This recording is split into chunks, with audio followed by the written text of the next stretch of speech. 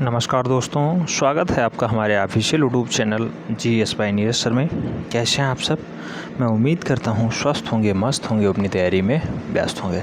But आज की जो क्लास है TGT PGT कला से संबंधित है और मूल रूप से टेस्ट पेपर 63 है। इससे पहले 62 टेस्ट पेपर हो चुके हैं। मैं उम्मीद रखता हूँ आप लोग सभी टेस्ट पेपर अटेंड कर चुके होंगे। हमारा लक्ष्य है जो नई शिक्षक भर्ती आएगी 27,000 पदों पर, उस पर फाइनली हमें सिलेक्शन लेना है, वो भी कला वाले विषय में। बहुत सारे लोग अभी भी मैसेज कर रहे हैं, कोई हिंदी के लिए कर रहा है, कोई कॉमर्स के लिए कर रहा है, पेड ग्रुप के लिए वो लोग परेशान हैं। बेटा यहाँ पे केवल और केवल आर्ट की ही क्लास चलाई जाती है, केवल और केवल कला का ही पेड ग्रुप मिल पाएगा यहाँ पे, ठीक है। तो अन्य सब्जेक्ट वाले कृपया यहाँ पे ना भ्रमण करें तो ज़्यादा अच्छा है। बहुत सारे फ़ोन कॉल्स, बहुत सारे मैसेज आ रहे हैं, सर सजेस्ट कर दीजिए, कोई दूसरी कोचिंग सजेस्ट कर दीजिए। तो हमारा किसी से टाई अप नहीं है बेटा। कला वाले ध्यान दें, कला वालों के लिए यहाँ विशेष क्लासेस चलती हैं, उनके लिए जो है सारी सुविधाएं उपलब्ध हैं। फ़िलहाल हम लोग टेस्ट पेपर की तरफ बढ़ते हैं। टेस्ट पेपर 63 में भी 20 क्वेश्चंस लिए गए हैं और 20 क्वेश्चंस सभी के सभी प्रश्न प्रीवियस ईयर से, और प्रीवियस ईयर के साथ साथ मॉडल पेपर टाइप के भी क्वेश्चंस हैं, यानी न्यू क्वेश्चंस भी यहाँ समाहित किए गए हैं। तो कोई भी क्वेश्चंस हल्के मत लीजिएगा, जो आपके सिलेबस में है वही डाटा आज कराया जा रहा है। ऐसा नहीं है कि आउट ऑफ सिलेबस भी कराया जाएगा, लेकिन जो 20 क्वेश्चंस हैं सभी के सभी क्वेश्चंस आपको नए लगेंगे, ठीक है। आइए स्टार्ट करते हैं टेस्ट में पहला क्वेश्चन लिया गया है, तीव्र प्रकाश को क्या कहा जाता है? तीव्र प्रकाश को यानी तेज लाइट को क्या कहा जाता है? शेड, टिंट, मध्य प्रकाश या फिर high light.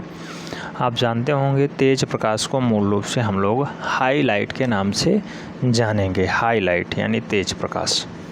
D right answer बन रहा है।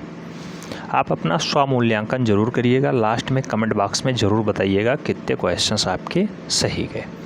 प्रश्न संख्या 2 की तरफ बढ़ते हैं। पूछा गया है चैत्य को कहा जाता है? बेटा चैत्य आप जानते होंगे बौद्ध धर्म का क्षेत्र होता था, और बौद्ध धर्म में चैत्य का जो है विशेष स्थान है। चैत्य और बिहार दो चीज़ें होती थी। चैत्य को हम लोग मूल रूप से किस नाम से जानते थे और बिहार को हम लोग मूल रूप से किस नाम से जानते हैं? चैत्य के लिए ऑप्शंस दिया गया है पूजा घर, गर्भगृह, निवास स्थान या फिर गैलरी।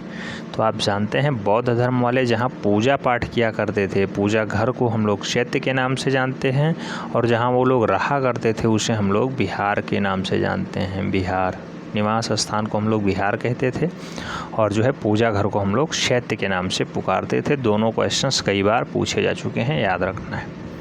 तो इसका राइट आंसर फर्स्ट के साथ जाएगा, पूजा घर। प्रश्न संख्या 3 की बात करते हैं। पूछा गया प्रागैतिहासिक शिला चित्रों का विषय क्या था? प्रागैतिहासिक शिला चित्रों का विषय क्या रहा है बेटा? ऑप्शंस में हैं पशु पक्षी, युद्ध, आखेट या फिर उपरोक्त सभी। तो प्रागैतिहासिक काल की हम लोग बात कर रहे हैं, और वहाँ पे मूल रूप से आप जानते होंगे गेरुआ कलर में ज़्यादातर गुफाएं बनी हुई हैं, और जब गेरुआ कलर में गुफाएं बनी हुई हैं तो मूल रूप से वहाँ पे सबसे ज़्यादा दृश्य देखने को मिलते हैं वो आखेट संबंधी मिलते हैं। इसलिए इसका जो विषय हो जाएगा मूल रूप से वो आखेट हो जाएगा। राइट आंसर बी के साथ चला जाएगा। नेक्स्ट क्वेश्चन नंबर 4 की बात करते हैं। 4 में कहा गया है बिना तूलिका की सहायता से कौन सा रंग प्रयोग किया जाता है? उस रंग का नाम बताना है। बिना तूलिका यानी बिना ब्रश के कौन सा रंग प्रयोग कर लिया जाता है? ऑप्शंस में है टेम्परा रंग, जल रंग, पेस्टल रंग या फिर तैल रंग। तो आप जानते होंगे टेम्परा, तैल और जल को हम लोग प्रयोग करते हैं, तो इसमें ब्रश का प्रयोग होता है, यानी तूलिका का प्रयोग होता है। जबकि जो पेस्टल रंग है ये पेंसिल जैसा होता है, पेंसिल जैसा, और बहुत ही अच्छा चलता है, और ये भी जो है चित्रकारी में प्रयोग किया जाता है। तो ये बिना तूलिका के होता है, इसमें ब्रश का काम नहीं होता, यानी राइट आंसर डी के साथ चला जाएगा। यही क्वेश्चंस भी पूछा गया था। नेक्स्ट क्वेश्चन नंबर 5 की तरफ बढ़ते हैं। 5 में पूछा गया अजंता के चित्रों की चित्रण विधि क्या है? अजंता के चित्रों की चित्रण विधि क्या है? ऑप्शंस हैं वास तकनीकी, तैल रंग, पेस्टल रंग या फिर फ्रेस्को तकनीकी। तो बेटा अजंता में मूल रूप से जो चित्रकारी हुई है वो ज़्यादातर चित्रकारी जो है फ्रेस्को तकनीकी में हुई है, इसलिए इसका राइट आंसर डी बन जाएगा। फ्रेस्को तकनीकी is the right answer. Next question number 6 यानी प्रश्न संख्या 6 का कह रहा है कह रहा है सिंधु घाटी में प्राप्त मोहरें बनी हैं। सिंधु घाटी में प्राप्त मोहरें किस में बनी हैं? मिट्टी की, सीमेंट की, लकड़ी की या फिर चमड़े की। तो सिंधु घाटी सभ्यता में जो मोहरें प्राप्त हुई हैं आप जानते होंगे बेटा टेराकोटा में प्राप्त हुई हैं, यानी मिट्टी की मोहरें बनी हुई हैं। पकी हुई मिट्टियों में ज़्यादातर मोहरें प्राप्त होती हैं। राइट आंसर फर्स्ट के साथ जा रहा है। हमने जो स्वमूल्यांकन की विधि बताई थी आप उसी विधि से अपना जो है मूल्यांकन कर रहे होंगे, मैं ऐसी उम्मीद रखता हूँ। ज़्यादातर लोग 19/20 के चक्कर में रहते हैं, 20/20 लिखते हैं। मैं उनसे कहता हूँ बेटा वाहवाही लूटने से कोई फ़ायदा है नहीं। अगर आपकी रियलिटी में इतने स्कोर आ रहे हैं तो बहुत अच्छी बात है, यानी आप मेहनत कर रहे होंगे, पर डे 6 घंटे दे रहे होंगे, 5 से 6 घंटे पढ़ाई कर रहे होंगे। लेकिन अगर आप ये सोचें कि आप हमें मूर्ख बना रहे हैं और टेस्ट पेपर में प्रत्येक में आप 20/20, 19/20 लिख रहे हैं, तो हमें आप मूर्ख नहीं बना सकते। आप अपने साथ खिलवाड़ कर रहे हैं। आप अगर अपना स्वमूल्यांकन अच्छे से करेंगे तो ये पता चलेगा कौन सा चैप्टर आपका वीक रह गया है, कौन सा आपको रिकॉल करने की ज़रूरत है, कहाँ से क्वेश्चंस पूछे आते हैं जो आपने नहीं पढ़ा है। तब आपको टेंशन होगी, आप सोचेंगे हाँ ये वाला चैप्टर अभी नहीं पढ़ा है इसलिए क्वेश्चंस गलत हुआ है। और अगर आपने पढ़ा है वो क्वेश्चंस गलत हुआ है तो आपको चिंतन और मंथन करने की ज़रूरत है। जब वहाँ आप जो है मंथन करेंगे तब समझ में आएगा कि ये वाला क्वेश्चंस हमने इसलिए गलत किया है कि हमने रिवीजन नहीं किया था, इसलिए गलत हो गया है। ठीक है, तो स्वमूल्यांकन इसलिए ज़रूरी है और आप लोग ईमानदारी के साथ ज़रूर बताया करिए कितने क्वेश्चंस आपके सही जाते हैं। प्रश्न संख्या 7 बहुत महत्वपूर्ण क्वेश्चन है। चित्र लक्षणम ये एक रचना है, किसकी है ये पूछा गया है, यानी चित्र लक्षणम मूल रूप से एक प्रसिद्ध पुस्तक है। इसके रचनाकार कौन है?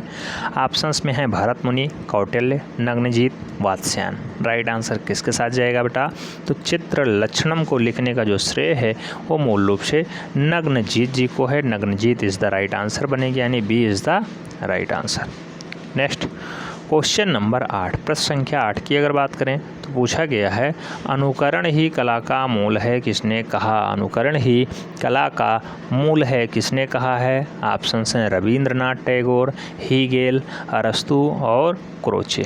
इन चारों में से राइट आंसर किसके साथ जाएगा कि कला ही यह है, अनुकरण ही कला का मूल है यानी जड़ है। तो कला का जड़ क्या है? अनुकरण है। कुल मिला के ये कथन किसका है? ऑप्शंस में आपने देखा और राइट आंसर अरस्तू के साथ जाएगा, यानी C is the right answer. अरस्तू is the right answer. Next प्रश्न संख्या 9 की बात करते हैं। पूछ लिया गया मुकुंद, मस्किन, बसावन ये तीनों चित्रकार किसके दरबार के हैं? इनमें से एक ही नाम पूछेगा, 3 नहीं पूछेगा। मैं 3 इंक्लूड कर दे रहा हूँ कि आपको डाटा याद हो जाए, एक दूसरे से कोरिलेट हो जाए। तो मुकुंद, मस्किन और बसावन किसके दरबार के चित्रकार थे बेटा? ऑप्शंस में है जहांगीर, हुमायूं, अकबर, बाबर। जहांगीर, हुमायूं, अकबर, बाबर किसके दरबार के हैं ये? तो ये अकबर के दरबार के अच्छे चितहरे माने जाते हैं। बसावन हो, दसवंत हो, फारूक बेग हो, मस्किन हो, मुकुंद हो, आप जानते हैं सारे अकबर के चितहरे हैं। राइट आंसर बी के साथ चला जाएगा। प्रश्न संख्या 10 की बात करते हैं। पूछा गया है एफेल टावर स्थित है। एफेल टावर कहाँ पे बेटा? ऑप्शंस हैं मिस्र, चीन, रोम, पेरिस। राइट आंसर किसके साथ जाएगा? तो आप जानते हैं एफेल टावर जो है या एफेल टावर मूल रूप से फ्रांस में स्थित है, यानी पेरिस इसका राइट आंसर बनेगा। D is the right answer. Eiffel Tower France यानी Paris is the right answer. Next प्रश्न संख्या 11 की बात करते हैं। 11 में पूछा गया है फ़कीर उल्लाह, होनहार और मुराद किसके दरबार के चितहरे हैं यानी चित्रकार हैं? तो फ़कीरुल्लाह, होनहार और मुराद मूल रूप से किसके दरबार के चित्रकार हैं? ऑप्शंस हैं शाहजहां, जहांगीर, अकबर, बाबर। राइट आंसर किसके साथ जाएगा? तो आप जानते हो फ़कीरुल्लाह हो, मुराद हो, होनहार हो, ये सारे चितहरे जो है शाहजहां के काल के हैं और शाहजहां के काल में ही मूल रूप से चित्रकला थोड़ा डाउन पड़ना स्टार्ट कर गई थी और यहीं से मूल रूप से चित्रकला जो है अपने अपने निम्नतम स्कोर की तरफ जाना स्टार्ट कर दी थी, क्योंकि शाहजहां के बाद ही इसका पुत्र आता है औरंगजेब। और जानते होंगे औरंगजेब मूल रूप से इस्लाम के विरुद्ध चित्रकला को मान लेता है और यहाँ से चितौरों को भगाना स्टार्ट कर देता है। यहाँ से चित्रकार जो है भागना स्टार्ट कर देते हैं। नेक्स्ट क्वेश्चन नंबर 12 की बात करते हैं। प्रश्न संख्या 12 में कहा गया है पुस्तक रसराज के रचनाकार कौन है। बेटा रसराज को किसने लिखा है? ऑप्शन हैं केशवदास, मतीराम, सामंत सिंह, जयदेव। राइट आंसर किसके साथ जाएगा? तो रसराज को लिखने का जो काम है वो मतीराम का है। राइट आंसर बी के साथ चला जाएगा। B is the right answer. प्रश्न संख्या 13 पूछा गया है लच्छू महाराज का संबंध है। ऑप्शन हैं कथकली, कथक, कुचिपुड़ी, भारतनाट्यम। राइट आंसर किसके साथ जाएगा बेटा? तो लच्छू महाराज की अगर हम लोग बात करें तो आप जानते हैं कथक के एक अच्छे डांसर रहे हैं। कथक को ये शास्त्रीय संगीत के रूप में पिरोया है। राइट आंसर जो है बी के साथ जाएगा। B is the right answer. Next प्रश्न संख्या 14 की बात करते हैं। पूछ लिया गया सेंट्रल एशियन एग्जीक्यूटिव म्यूजियम कहाँ स्थित है। तो सेंट्रल एशियन एग्जीक्यूटिव म्यूजियम कहाँ स्थित है बेटा? ऑप्शन है मुंबई, बंगाल, लखनऊ, नई दिल्ली। चारों में से राइट आंसर किसके साथ जाएगा? नाम सेंट्रल जुड़ा है यानी केंद्रीय वाला जुड़ा है तो इसका नई दिल्ली राइट आंसर हो जाएगा, यानी D is the right answer.